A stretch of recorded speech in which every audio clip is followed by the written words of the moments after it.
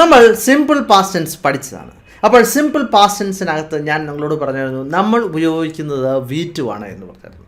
അപ്പോൾ ഏഴാമത്തെ ചാപ്റ്ററിൽ ചാപ്റ്റർ 7 നമ്മളിത് പഠിച്ചത്. അവിടെ തന്നെ ഞാൻ നിങ്ങളോടൊരു കാര്യം പറഞ്ഞായിരുന്നു. എന്താണ് V2 പകരമായിട്ട് did + V1 എന്ന് ഉപയോഗിക്കാമെന്ന് പറഞ്ഞായിരുന്നു. അതിൻ്റെ പ്രത്യേക സാഹചര്യങ്ങൾ എന്തൊക്കെയായിരുന്നു ഞാൻ നിങ്ങളോട് പറഞ്ഞായിരുന്നു. അപ്പോൾ ഇന്ന് നമ്മൾ കൈകാര്യം ചെയ്യുന്ന ഒരു സെക്ഷൻ എന്താണെന്ന് ചോദിച്ചാൽ, അപ്പോൾ V2 പകരം നമുക്ക് എല്ലായിടത്തും did + V1 ഉപയോഗിച്ചാൽ പോരെ എന്നുള്ള സംശയം നിങ്ങൾക്കുണ്ടാവുമല്ലോ. തീർച്ചയായിട്ടും അതാണ് നമ്മൾ ഈ ചാപ്റ്ററിൽ കൈകാര്യം ചെയ്യുന്നത്. എൻ്റെ പേര് ജസ്റ്റിൻ തോമസ്. നമുക്ക് ശ്രദ്ധിക്കാം, ചാപ്റ്റർ 7 ചാപ്റ്റർ 82 നമ്മൾ അതിനകത്ത് 2 ചാപ്റ്ററിലും പഠിച്ചത് സിമ്പിൾ പാസ്റ്റ് ടെൻസിനെ പറ്റിയാണ്. അപ്പോൾ തീർച്ചയായിട്ടും നിങ്ങൾ കണ്ടിട്ടില്ലെങ്കിൽ പുറകിലേക്ക് പോയി അത് കാണുക.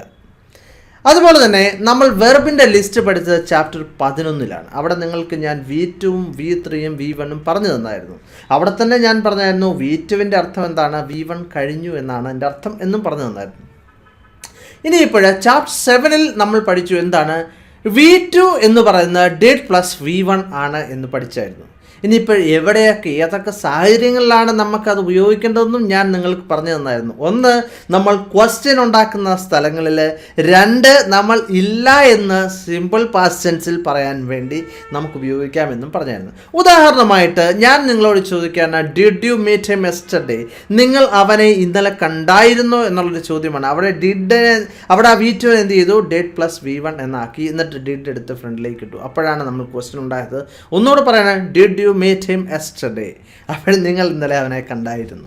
ഇനി മറ്റൊന്നാണ് നമ്മൾ പറഞ്ഞായിരുന്നു എന്താണ്, ഇല്ല എന്ന് പറയാൻ വേണ്ടി നമ്മൾ didn't അല്ലെങ്കിൽ did not എന്ന് ഉപയോഗിക്കും.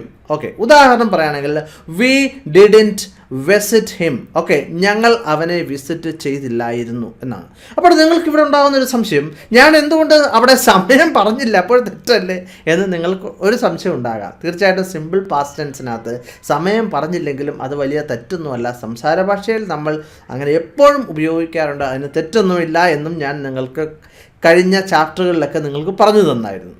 ഇനി നമുക്ക് ഇവിടെ ഒരു സംശയം ഉണ്ടാകുന്ന എന്താണെന്ന് ചോദിച്ചാൽ, നമ്മൾക്ക് V2 പകരം did + V1 ഉപയോഗിച്ചുകൂടെ? എന്തിനാണ് V2 പഠിക്കുന്നത് അല്ലേ? ഉദാഹരണം പറയുകയാണെങ്കിൽ I bought a pen yesterday. Okay, ഞാൻ ഇന്നലെ ഒരു പേന വാങ്ങിച്ചായിരുന്നു. അതിന് പകരമായിട്ട് ഇങ്ങനെ ഉപയോഗിച്ചാൽ പോരെ, I did buy a pen yesterday എന്ന് ഉപയോഗിച്ചാൽ പോരെ. ശരിയാണല്ലോ. അപ്പോൾ നമുക്ക് ശ്രദ്ധിക്കേണ്ട ഒരു സന്ദർഭം, അല്ലെങ്കിൽ നിങ്ങളിത് കേട്ടിട്ടുണ്ടായിരിക്കും. എന്താണ്, ചിലരൊക്കെ പറയുന്നത് did + V1 പറയുന്നത് കേട്ടിട്ടുണ്ടായിരിക്കും. എവിടെയാണ് ഇത് പറയുന്നത്?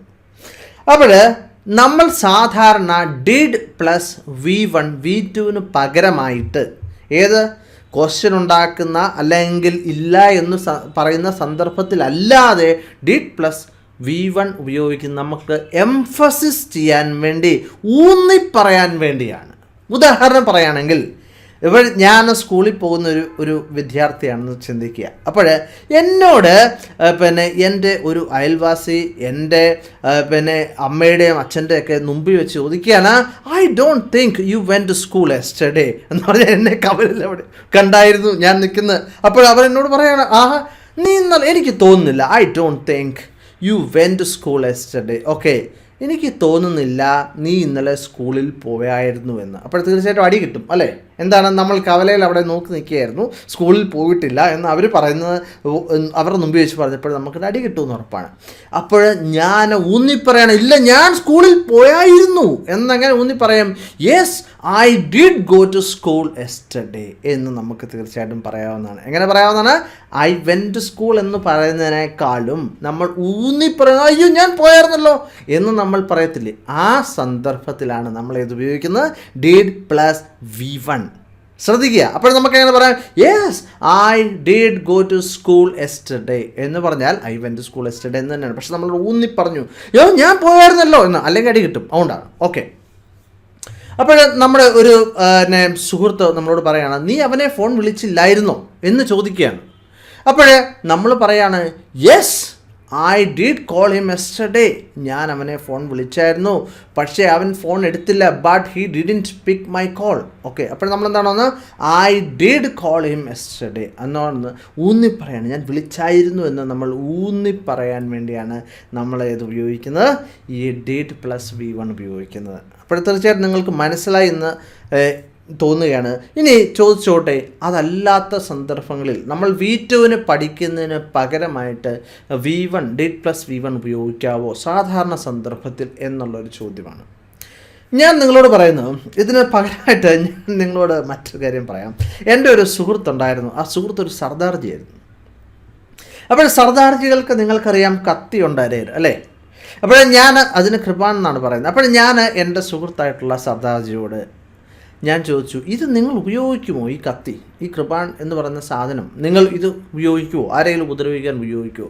അപ്പോൾ സർദാർ എന്നോട് പറഞ്ഞൊരു കാര്യമുണ്ട്, ഒരു രക്ഷയുമില്ലെങ്കിൽ എപ്പോഴും, അതായത് മറ്റൊരാൾ സർദാറിനെ കൊല്ലാൻ വരുന്നു അല്ലെങ്കിൽ മറ്റൊരു നിരപരാധിയെ കൊല്ലാൻ വരുന്നു, അപ്പോൾ സർദാർ സ്വയമായിട്ടോ എന്തിനു വേണ്ടി, സ്വയരക്ഷയ്ക്ക് വേണ്ടി അല്ലെങ്കിൽ മറ്റൊരു നിരപരാധിയെ രക്ഷിക്കാൻ വേണ്ടി മറ്റൊരു മാർഗവും ഇല്ലെങ്കിൽ എന്തെടുക്കും? കൃപാൻ എടുക്കുന്നതാണ് അല്ലേ, അല്ലെങ്കിൽ ആ കത്തി എടുക്കും എന്ന് പറയുന്ന പോലെ തന്നെയാണ്. നമുക്ക് വേറെ ഒരു രക്ഷയുമില്ല. നിങ്ങൾക്ക് തോന്നുകയാണ് നിങ്ങൾക്ക് V2 അറിയില്ല, പക്ഷെ നിങ്ങൾക്ക് പാസ്റ്റായിട്ടുള്ള ഒരു കാര്യമാണ് പറയേണ്ടത് എങ്കിൽ നിങ്ങൾക്ക് ഒരു വഴിയുമില്ലെങ്കിൽ, എന്താണ് ഞാൻ പറഞ്ഞത്, ഒരു വഴിയില്ലെങ്കിൽ എന്ന് പറഞ്ഞാൽ നിങ്ങൾക്ക് V2 അറിയില്ല. അപ്പോൾ നിങ്ങൾ ഉറപ്പായിട്ടും തെറ്റു പറയും എന്നുണ്ടെങ്കിൽ നമുക്ക് അവിടെ എന്ത് ഉപയോഗിക്കാം? ഡിഡ് പ്ലസ് V1 ഉപയോഗിക്കാം അല്ലേ? മനസ്സിലായെന്ന് ഞാൻ കരുതാണ്. അപ്പോൾ ശ്രദ്ധിക്കുക, ആ സന്ദർഭങ്ങളിൽ മാത്രമേ നമ്മൾ ഡിഡ് പ്ലസ് V1 V2 പകരമായിട്ട് ഉപയോഗിക്കാവുള്ളൂ. അല്ലെങ്കിൽ ഇപ്പോൾ ഉദാഹരണം പറയുകയാണെങ്കിൽ നിങ്ങൾക്ക് ബൈയുടെ V2 അറിയില്ല, അപ്പോൾ എന്ത് പറയാവുന്നതാണ്? ഡിഡ് പ്ലസ് ബൈ എന്ന് പറയാവുന്നതാണ്. എന്തിനു പകരമായിട്ട്? ശ്രദ്ധിക്കുക, ബോട്ടിന് പകരമായിട്ട് ഡിഡ് പ്ലസ് ബൈ എന്ന് നിങ്ങൾക്ക് പറയാവുന്നതാണ്. പക്ഷേ ഞാൻ പറഞ്ഞല്ലോ എന്താണ്, സർദാറിൻ്റെ കാര്യം നിങ്ങൾ പ്രത്യേകം ശ്രദ്ധിക്കുക. അപ്പോൾ അങ്ങനെ ഒരു രക്ഷയുമില്ലാത്ത സന്ദർഭങ്ങളിൽ മാത്രമേ സാധാരണ ഉപയോഗിക്കാവുള്ളൂ. അതല്ലെങ്കിൽ ക്വസ്റ്റ്യൻ ചോദിക്കാൻ വേണ്ടി, അല്ലെങ്കിൽ നമുക്ക് എന്തിനു വേണ്ടി ഉപയോഗിക്കാവുന്നതാണ്? ഇല്ല എന്ന് പറയാൻ വേണ്ടി നമ്മൾ ഡിഡ് പ്ലസ് V1 പിന്നെ ഒരു നോട്ടും കൂടെ ചേർക്കും, ഇല്ല എന്ന് പറയാൻ വേണ്ടി അല്ലേ? ആ സന്ദർഭങ്ങളിൽ നമുക്ക് ഉപയോഗിക്കാം. അപ്പോൾ നിങ്ങൾക്കിത് മനസ്സിലായി എന്ന് ഞാൻ കരുതുകയാണ്. ഇപ്പോൾ ഇഷ്ടപ്പെട്ടെങ്കിൽ ലൈക്ക് ചെയ്യുക, ഇഷ്ടപ്പെട്ടില്ലെങ്കിൽ ധൈര്യമായിട്ട് നിങ്ങൾ അൺലൈക്ക് ചെയ്യുക. അതുപോലെ തന്നെ നിങ്ങളുടെ സുഹൃത്തുക്കൾക്ക് ഷെയർ ചെയ്യുക. മറ്റൊരു വീഡിയോ ആയിട്ട് വീണ്ടും കാണാം. Thank you very much for watching and God bless you.